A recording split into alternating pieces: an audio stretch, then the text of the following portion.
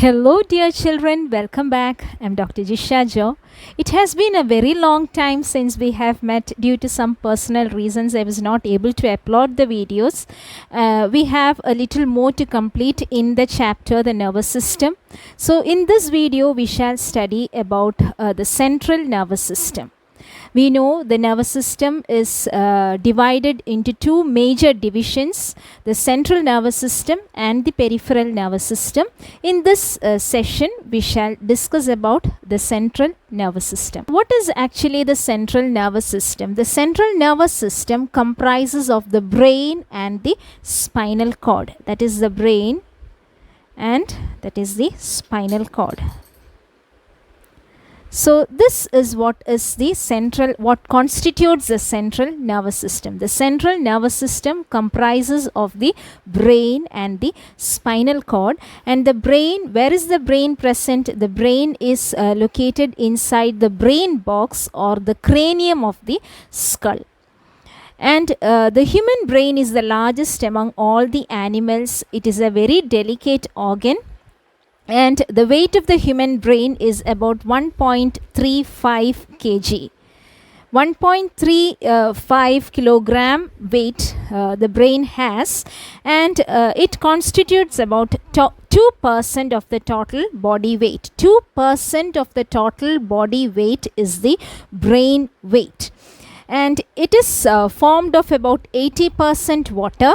The brain comprises of 80% water, and it uses up 25% of the total oxygen that is taken up by the body. So the human brain, it is the largest among all the animals. The brain is located inside the brain box or the cranium of the skull. And the brain is a very delicate organ. It has a weight of 1.35 kilogram. It constitutes about 2% of the total body weight. It is about 80% water, and about 25% of the total oxygen taken up by the body is consumed by the brain. Now, moving on to the membranes of the brain is protected by a three-layered membranous covering. This three-layered membranous covering is called as the meninges. Meninges. It is a three-layered membranous covering of the brain, and the layers are, the outermost layer is the dura-mater. Dura-mater is the outermost layer. Dura-mater, and second layer, the middle layer, is the arachnoid, and the innermost layer is the pia-mater. So these are the three layers of the meninges. What is meninges? Meninges is the three-layered membranous covering of the brain. And the function of the meninges is just to protect the brain, gives protection to the brain. And we know meninges is a three-layered membranous covering. So the three layers are, the outermost layer is the dura-mater, middle layer is the arachnoid, and the innermost layer is the pia-mater.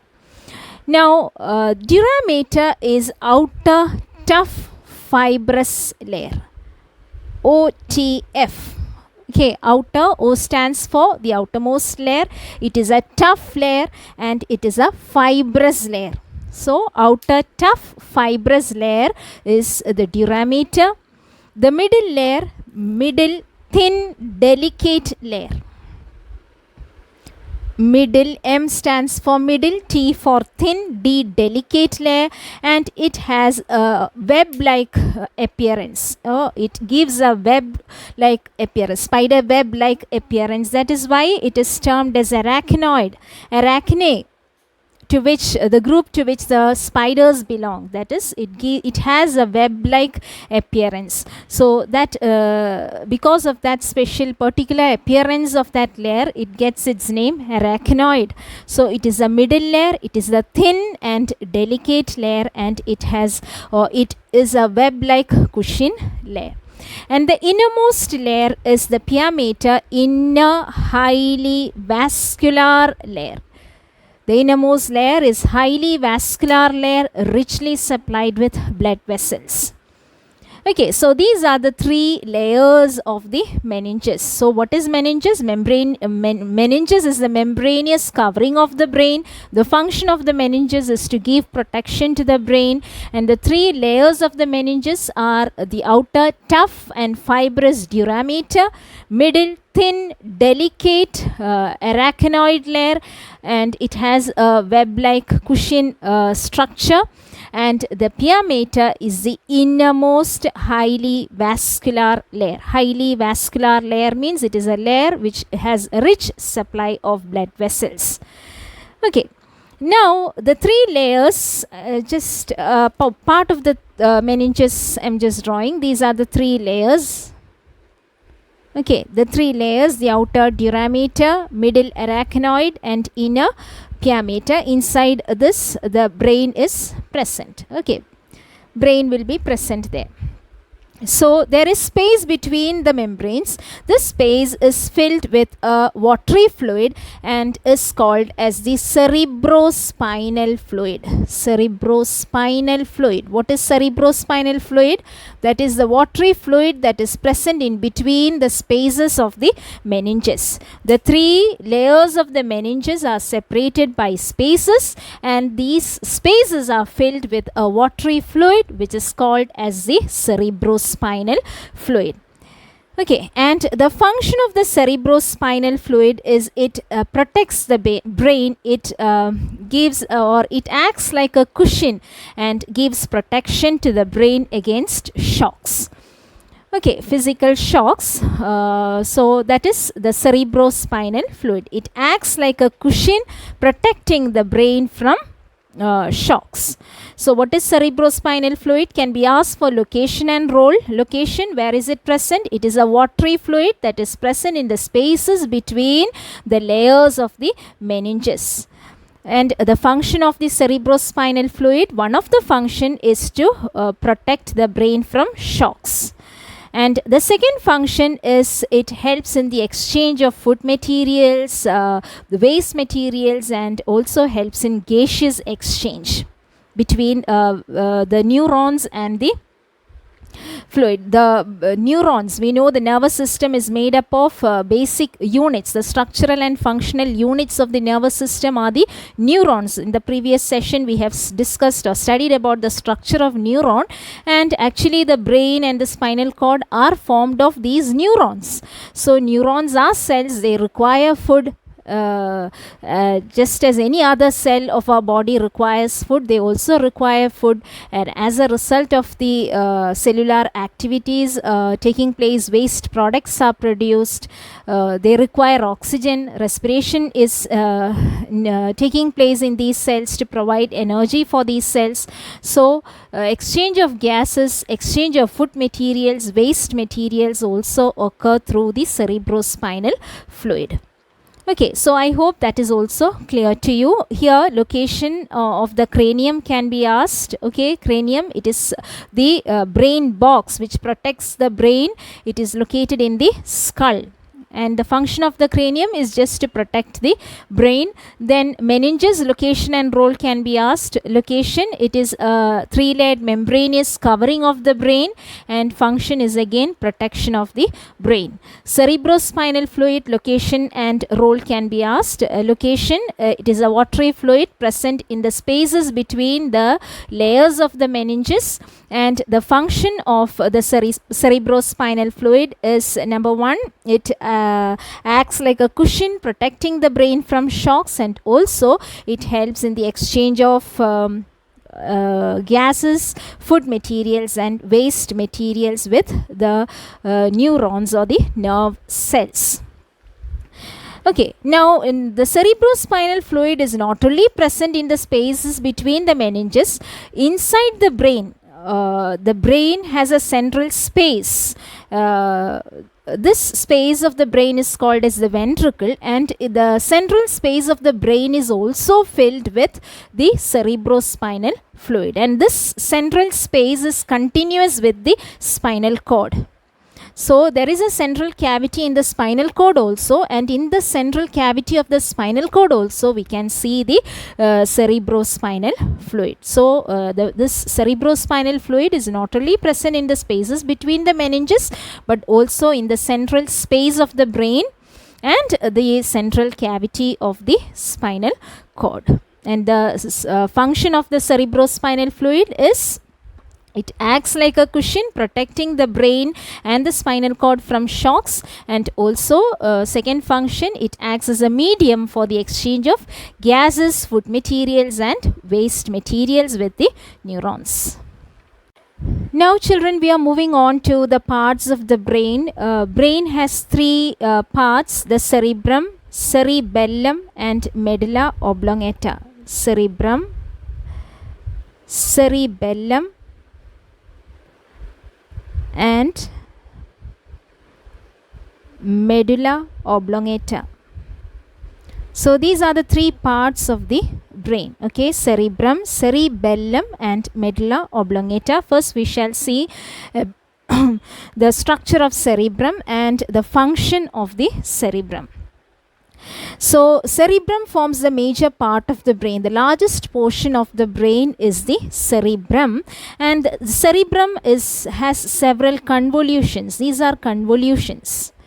Okay, internally the cerebrum is hollow. Internally, if you look inside, it is hollow. I told you in the I told you before that internally inside the brain has a central space which is filled with the cerebrospinal fluid. So here inside or internally it is hollow there, but the wall of the cerebrum has convolutions, and these convolutions, the wall layer of the cerebrum is differentiated into two regions. The outer region is called as the cortex and the inner region is called as the medulla. Okay, so cerebrum forms the largest portion of the brain. Internally, the cerebrum is hollow. The wall of the cerebrum has several convolutions and it is differentiated into two regions: the outer region which is called as the cortex and inner region which is called as the medulla. So if you look at the convolutions, these there are folds and grooves present. The folds are called as the gyri. These are the gyri. Okay, and the grooves, these are the grooves. The grooves are called as the sulci. Okay, and there are two cerebral hemispheres. So the cerebrum has two hemispheres, the right cerebral hemisphere and the left cerebral hemisphere, and the two cerebral hemispheres are connected by a fibrous sheet, a sheet of fiber which is called as corpus callosum. Corpus callosum. Location and role can be asked. What is the location?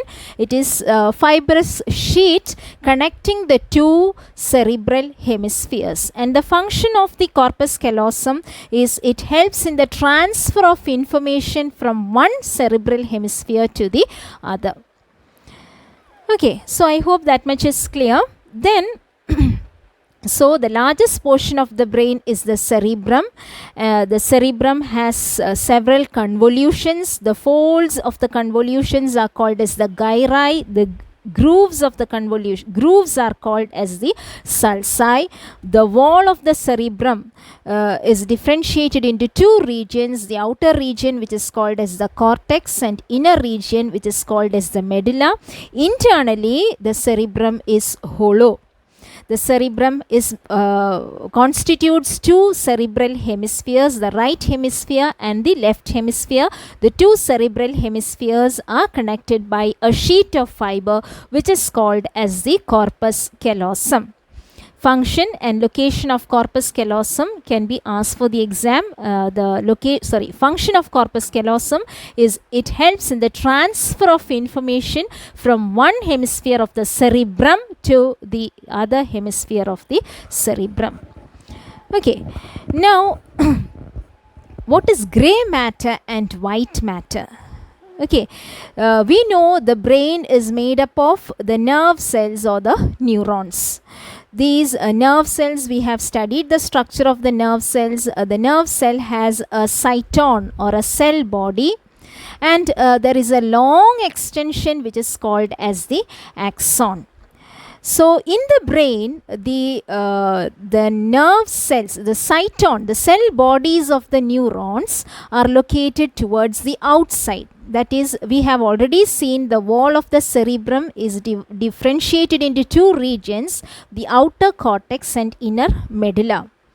So the outer cortical region is formed of the cell bodies of the neurons, and this gives a grayish color to the cortical region, and hence it is called as the gray matter. Gray matter. So gray matter is formed of the cell bodies of the neurons. Cell bodies of the neurons are present in the gray matter. Where is it present? In the brain. It is located in the cortex, outer region. In the cortex, the gray matter is located, and the gray matter is formed of the cell bodies of the neurons, and it gives a grayish color to that part, and hence the name gray matter. Whereas the axons are located towards the inside, that is, the inner region or the medulla is formed of the axons, and hence it is called as white matter. White matter, and it is formed of axons. The long extensions of the neurons are called as the axons. So this is important, the difference between gray matter and white matter. So in the brain, remember, in the brain the gray matter is located towards outside, and the white matter is located towards inside. Okay, so that is with regard to the basic structure of the cerebrum. So remember, cerebrum has convolutions. Internally, the cerebrum is hollow. The two cerebral hemispheres are connected by a sheet of fiber which is called as corpus callosum. And the function of corpus callosum is to transfer the information from one cerebral hemisphere to the other. The wall of the cerebrum is differentiated into two regions, the outer cortex and inner medulla. The cortex of the cerebrum comprises the gray matter, which is formed by the cell bodies of the neurons, and the medulla region is formed of the white matter, which is formed of the axons of the neurons. Okay. So that is with regard to the cerebrum. Now moving on to the function of the cerebrum. Cerebrum is the seat of intelligence, consciousness, willpower. It is the cerebrum which helps us to think, to reason out, to invent, plan and memorize things. We are able to memorize things, we are able to remember things, we are able to invent things, plan out. All these are because of the activities taking place in the cerebrum. So it is the seat of intelligence and consciousness and willpower, and it also controls all the voluntary activities of our body. Voluntary activities means activities which are under our control. Okay, so all the voluntary activities of our body are controlled by the cerebrum. So cerebrum can be, the function of cerebrum can be asked. What are the functions? Cerebrum is the seat of willpower, consciousness and the intelligence. It helps us to think, plan, invent, remember, memorize, etc. And also it controls all the voluntary activities of our body. So I hope all of you have understood the structure as well as the function of the largest portion of the brain, which is the cerebrum. Now we shall move on to the second part of the brain, that is the cerebellum. Cerebellum is the small brain. It is a small region located below the cerebrum. Cerebrum is a larger portion of the brain. A small region located below or at the base of the cerebrum is the cerebellum. That is the cerebellum. Okay, and unlike the cerebrum, as we have seen, the cerebrum has convolutions there, whereas the cerebellum do not have convolutions, but they have numerous furrows. So their structure is almost like this. See, they have furrows there. These are the furrows. These are convolutions. The two are different. So cerebrum has convolutions, whereas cerebellum do not have convolutions, but they have furrows. These are the furrows of the cerebellum. Okay, so where is it located? It is a small area of the brain located just at the base of the cerebrum. It is called as the little brain, and it has no convolutions, but it has furrows. No convolutions are absent in cerebrum. No convolutions, convolutions are absent in cerebellum, but it has furrows in it. And just like the cerebellum also has the cortex and the medulla, and the cortex or the outer portion is formed of the gray matter, which constitutes the cell bodies of the neurons, and the inner region, the medulla, is formed of white matter, which is made up of the axons of the neurons. Now moving on to the function of the cerebellum. The main function of the cerebellum is to maintain the balance of the body and helps in coordination of muscular activities. The balance of the body, when I am standing, I am able to stand without falling. It is because of the cerebellum. When I am walking, I am able to walk properly without falling. That is also because of the cerebellum. So cerebellum maintains the balance of the body and also helps in coordinating the various muscular activities. Suppose if the pen is on the table, I need to move to the table and take the pen from the table, and I'm able to write. Hold the pen and able to write on the board. That is because of the cerebellum. Coordination of the muscular activities. The activities of the muscle should be properly coordinated in order to perform a particular action. So coordination of the muscular activity is also a function of the cerebellum. Okay, so what are the functions of cerebellum? Cerebellum helps to maintain the balance of the body and also helps to coordinate the muscular activities. You can expect a give reason from this part. That is, an alcoholic person generally walks clumsily when drunk. What is the reason? Because it is the alcohol affects the cerebellum. Cerebellum is the part of the brain which maintains the balance of the body. Since the alcohol affects the cerebellum is unable to coordinate the muscular activities and unable to maintain the balance of the body, and as a result we find the alcoholic person is not able to walk properly, or he walks in a clumsy manner because the alcohol affects the cerebellum. Okay, so that you can expect as a give reason. An alcoholic person when drunk generally walks clumsily. Okay, alcohol affects the cerebellum and he is unable to coordinate his muscular activities and maintain balance of the body. Okay, so that is with regard to cerebellum. Now we shall move on to the third part, that is medulla oblongata. Okay, moving on to the medulla oblongata. Medulla oblongata is the lowest portion of the brain and it is located at the base of the skull. It is roughly triangular in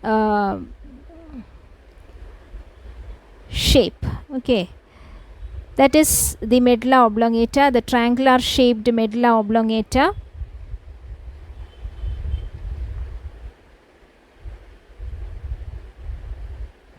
And this is the pons. pons connects the, just as the cerebrum has two hemispheres and the corpus callosum connects the two hemispheres of the cerebrum, the cerebellum also has two hemispheres, and the two hemispheres of the cerebellum are connected by the pons. It is the pons that connect the two hemispheres of the cerebellum. Okay, the third part of the brain is the medulla oblongata, which is a triangular portion. This is the triangular region that is located at the base of the brain. Okay, at the lowest portion of the brain, you can see a triangular region which is called as the medulla oblongata. That this is the medulla oblongata, and it is the medulla oblongata which extends as the spinal cord. And the function of the medulla oblongata is to control all the involuntary activities of the body. Involuntary activities are activities which are not under our control, like the breathing, process of breathing, the heartbeat, the alimentary canal activities, movement of food through the alimentary canal. So all the involuntary activities, all the activities which are not under our control are controlled by the medulla oblongata. So it is the medulla oblongata which controls the activities of the internal organs and all the involuntary activities. Okay, so that is with regard to the third part of the brain, medulla oblongata. It is the lowest portion of the brain. It is present at the base of the skull. It is roughly triangular in shape, and it is the medulla oblongata which extends downwards to form the spinal cord. The function of medulla oblongata, it controls all the involuntary activities of our body as well as the activities of internal organs. So here also you can expect a give reason. Injury to medulla oblongata causes death.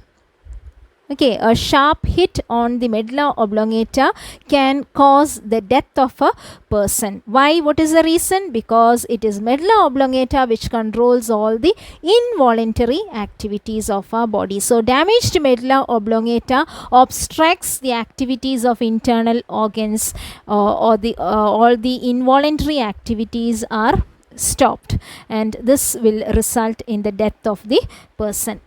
Okay, so that is also a give reason that you can expect here. Injury to medulla oblongata causes death.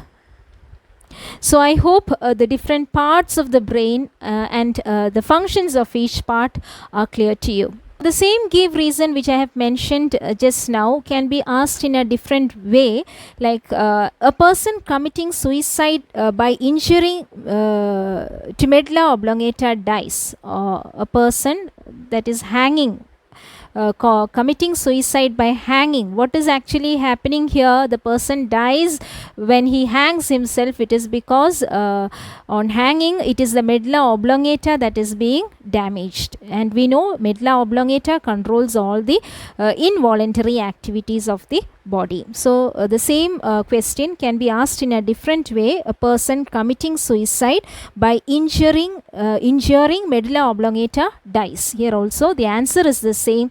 The medulla oblongata controls all the involuntary activities of our body. Now we shall move on to the three regions of the brain. Okay, the three parts of the brain we have seen, they are the cerebrum, cerebellum, and medulla oblongata. Now moving on to the three regions of the brain, we can see the brain has three regions: the forebrain, the midbrain, and the hindbrain. These are the three regions of the brain: forebrain, midbrain, and the hindbrain. Now the forebrain comprises of three parts: the cerebrum,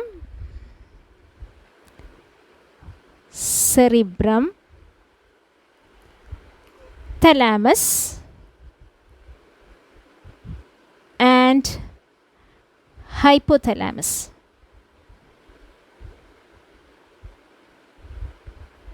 Okay, the three parts of the forebrain are the cerebrum, thalamus, and hypothalamus.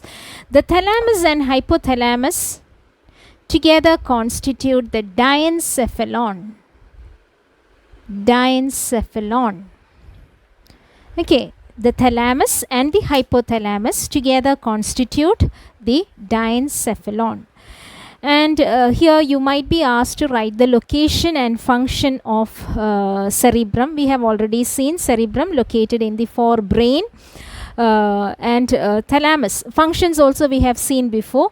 Thalamus again, if asked, it is again located in the forebrain. What is the function of thalamus? It relays pain and pressure impulses to cerebrum. Pain and pressure impulses are relayed to the cerebrum with the help of thalamus. And the third region of the forebrain, which is called as the hypothalamus, it is the part of the brain that controls the body temperature, and also it is the hypothalamus that controls the pituitary gland. Okay, so the thalamus together with the hypothalamus form the diencephalon. So that is the first region, forebrain. So forebrain comprises of three parts: the cerebrum, thalamus and hypothalamus. Thalamus and hypothalamus together constitute the diencephalon. Function of the thalamus helps in relaying pressure and pain impulses to the cerebrum, and hypothalamus helps in controlling the body temperature, and also it controls the pituitary gland, which is the master gland of our body. Now moving on to the second region, the midbrain. Okay, midbrain controls the reflexes of the eye and the ear. Eye and ear reflexes.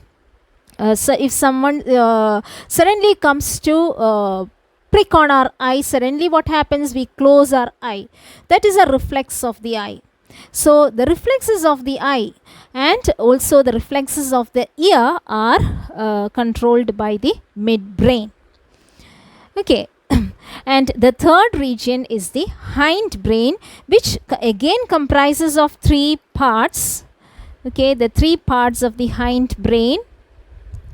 First is the cerebellum. We have already discussed about the cerebellum. It is the little brain.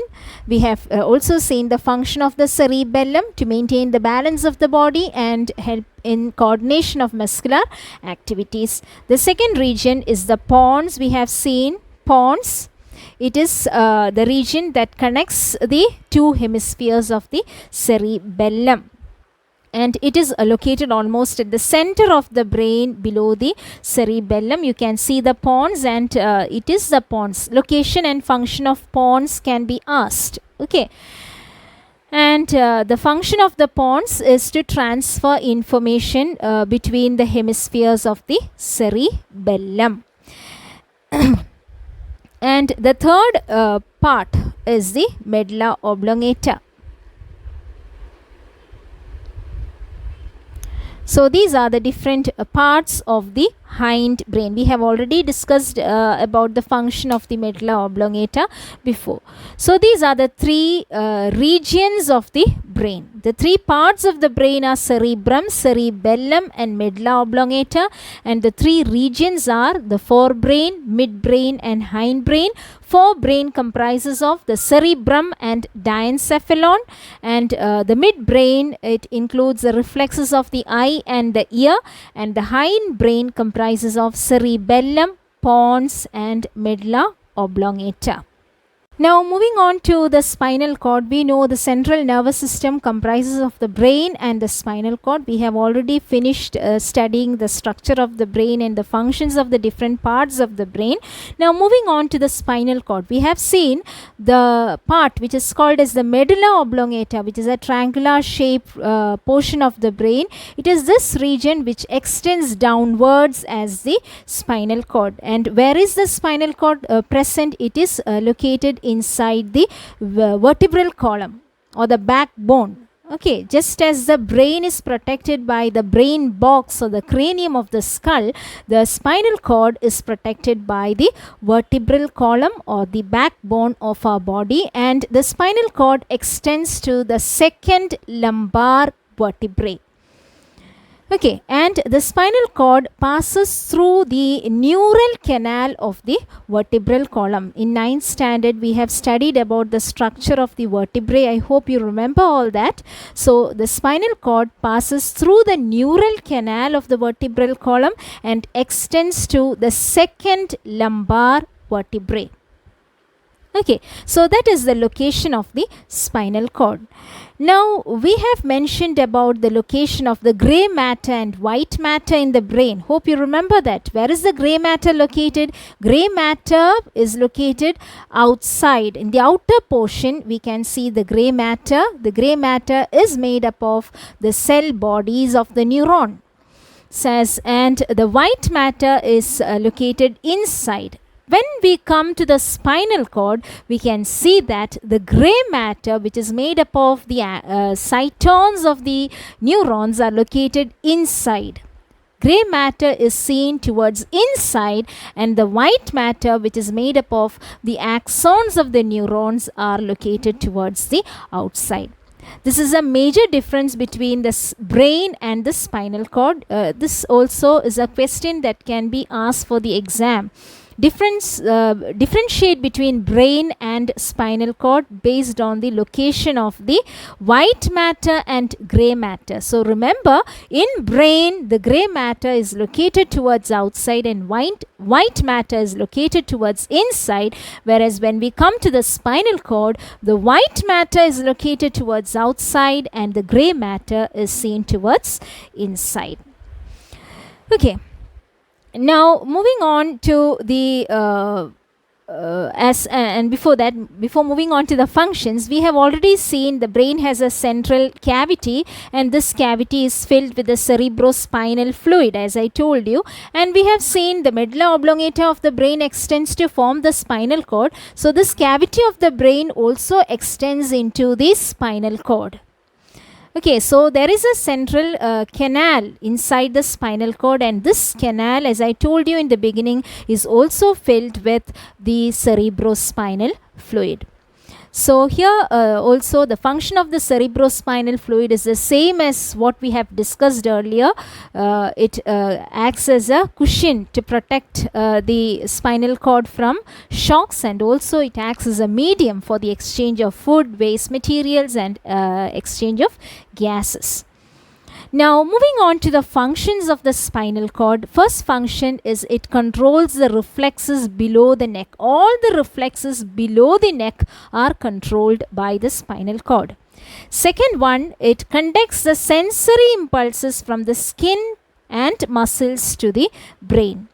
The impulses, the sensory impulses from the skin are transmitted through the spinal cord to the brain. Or if somebody touches us, we feel the touch and it is transported, or the impulse is passed through the sensory neuron to the spinal cord, and then it passes to the brain, and then we are able to understand that someone has touched us. So, conducts the sensory impulses from the skin and muscles to the brain. And also the third function conducts the motor responses from the brain to the muscles of the trunk and the limbs. So, motor impulses from the brain are transported through the spinal cord to the muscles. So, if I need to move from where I am standing to that region, the impulse will be sent from the brain to the muscles of my leg through the spinal cord. So, these are the functions of the spinal cord. First one, it controls the reflexes below the neck. Second one, it helps in conducting sensory impulses from the skin and the muscles to the brain. And third function, it conducts the motor responses from the brain to the muscles of our body. So, my dear children, I hope this session is clear to you.